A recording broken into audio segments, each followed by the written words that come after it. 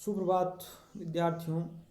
आज हम देखेंगे भारतेंदु हरिश्चंद्र। जो आपके पाठ्यक्रम में चौथी और पांचवी इकाई है, उनमें से तीन तीन कवि लेखक दिए गए हैं।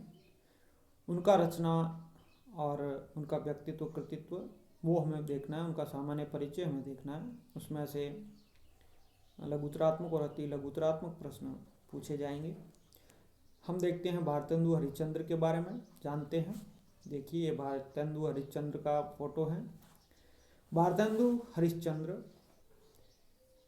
का परिचय हम पढ़ें उससे पहले बता दें कि आधुनिक काल जो हिंदी साहित्य के इतिहास में चार काल हैं, आदिकाल, भक्तिकाल, रीतिकाल और आधुनिक काल।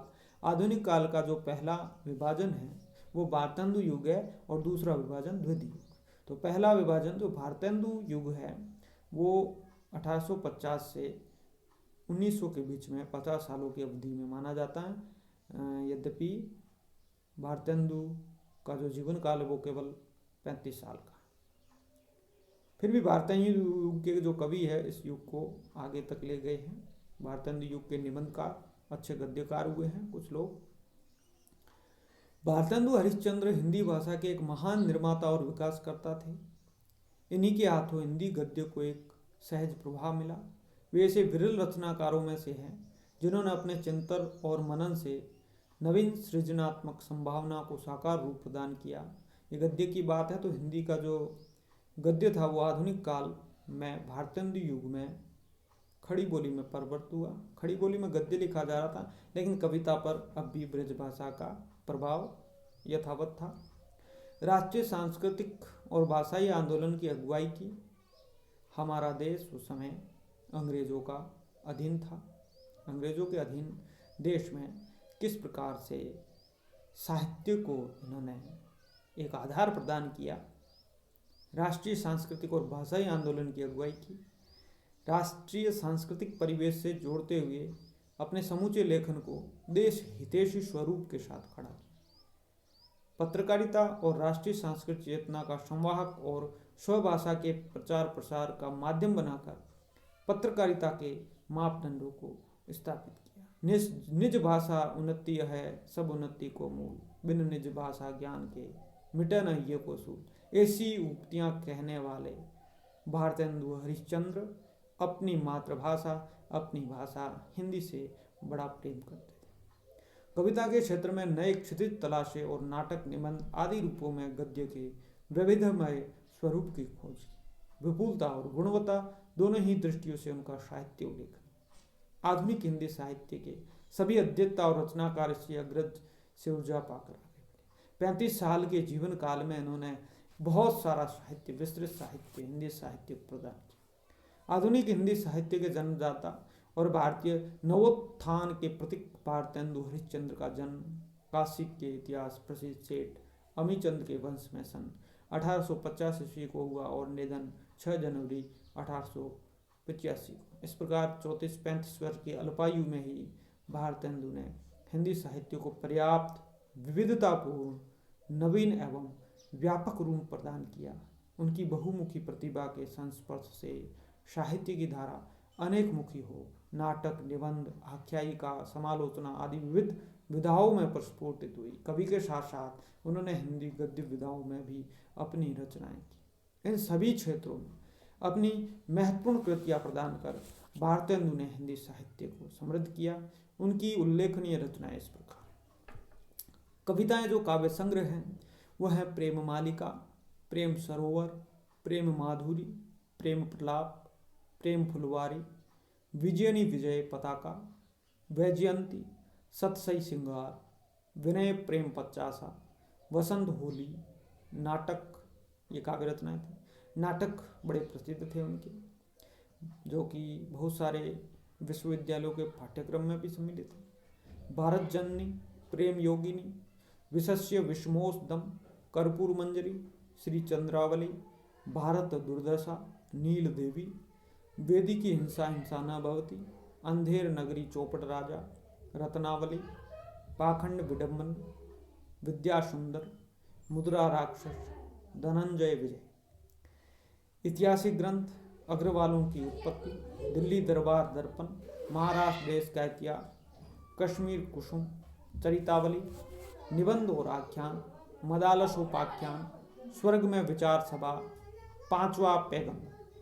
भारतेंदु का साहित्य जितना वैविध्यपूर्ण था, उनका जीवन और व्यक्तित्व भी उतना ही विराट और विविधताओं से परिपूर्ण था। उनका विराट व्यक्तित्व विविधताओं से भरा था।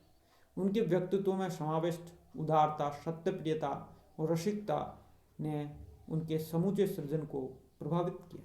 ये उनके व्यक्तित्व की विशेषता। देश, भाषा व साहित्य के प्रति अगाध प्रेम ने भारतेंदु को पत्रकारिता की ओर उन्मुख किया। 19वीं शताब्दी के भारतेंदु हिंदी के ऐसे पहले निर्भीक पत्रकार थे जिन्होंने हिंदी पत्रकारिता को साहित्यिक, सांस्कृतिक और राष्ट्रीय आयाम देते हुए उसे जनमानस की प्रतिध्वनि का आईना बनाया। अपनी विचारणाओं के प्रचार प्रसार तथा निज भाषा उन्नति की दृष्टि से उन्होंने 1868 ईस्वी, 1873 और 1874 में क्रमशः 3 पत्रिकाएं जो है वो प्रकाशित की। कविवचन सुधा, हरिश्चंद्र मैगजीन और स्त्रियों के लिए बाला बोधिनी नामक पत्रिका है। कविवचन सुधा और हरिश्चंद्र मैगजीन तो बहुत प्रसिद्धि मिली थी। निज भाषा उन्नति यह सब उन्नति को मूल का उद्घोष करने वाले भारतेंदु ने 1873 ईस्वी में यह घोषणा की, हिंदी नई चाल में ढले। 23 मार्च 1879 की कविवचन सुधा में भारतेंदु का प्रतिज्ञा पत्र प्रकाशित हुआ। हम लोग आज के दिन से कोई विलायती कपड़ा न पहने। 8 जून 1874 को भारतेंदु ने इसी पत्रिका में भारतीयों के मन में राष्ट्रीय जागरण का संदेश फूंकते हुए लिखा, भाइयों, अब तो एकत्र हो जाओ और ताल ठोंक के इनके सामने खड़े हो जाओ। देखो, भारतवर्ष का धन देश से बाहर न जाने पाए, यह उपाय करो।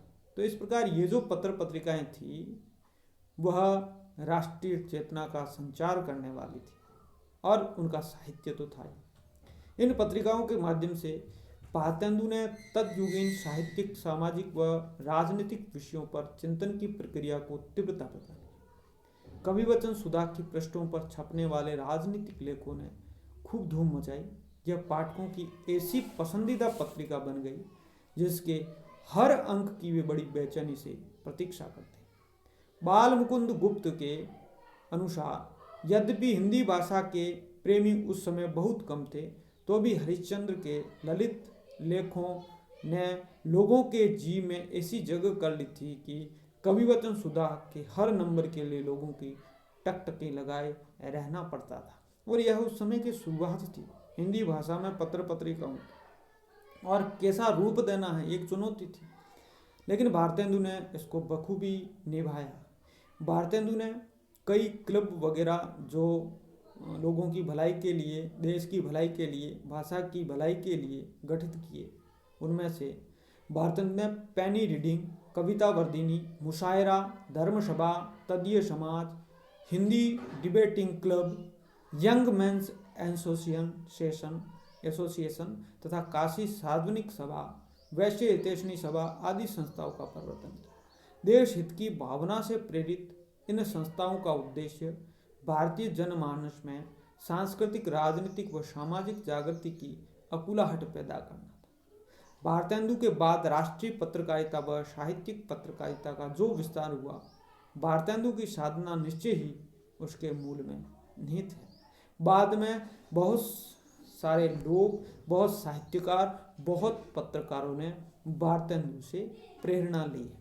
भारतेंदु 2 युगों के संधि स्थल पर अवस्थित थे, इसलिए उनके साहित्य में परंपरा और नवीनता का अद्भुत सामंजस्य।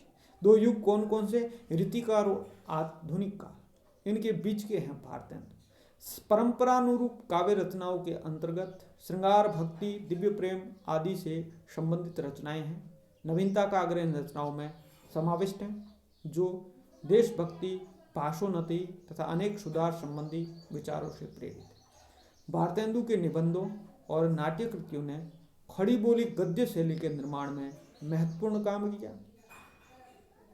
खड़ी बोली गद्य के भाषा स्वरूप निर्धारण का कार्य भारतेंदु के हाथों से शुरू हुआ। जिस प्रकार काव्य खड़ी बोली में महावीर प्रसाद द्विवेदी ने किया, वैसे ही गद्य का स्वरूप निर्धारण रामचंद्र शुक्ल ने ठीक ही लिखा है।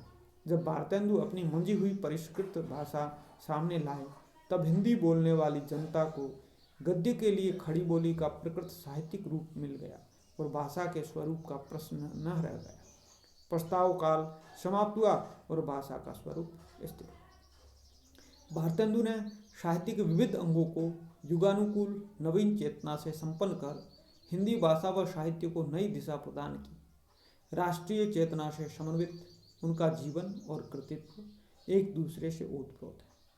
अल्पायु में ही उन्होंने देश और साहित्य के हित में जो महान कार्य किए, वे उनकी अभूतपूर्व क्षमता के परिचायक हैं। तो इस प्रकार भारतेंदु केवल एक कहे कि एक व्यक्ति ही नहीं, एक संस्था थे और उनके नाम से जो एक युग चला, भारतेंदु युग, जो पुरातन और नवीनता का अद्भुत सामंजस्य लिए हुए था। और उन्होंने जो हिंदी साहित्य को अपने कम जीवन काल में प्रदान किया, उतना कई साहित्यकार भी जो अपना संपूर्ण जीवन जी कर गए, वो भी प्रदान नहीं कर पाए। उनका स्थान हिंदी साहित्य में अविस्मरणीय है। आज इतना ही, धन्यवाद।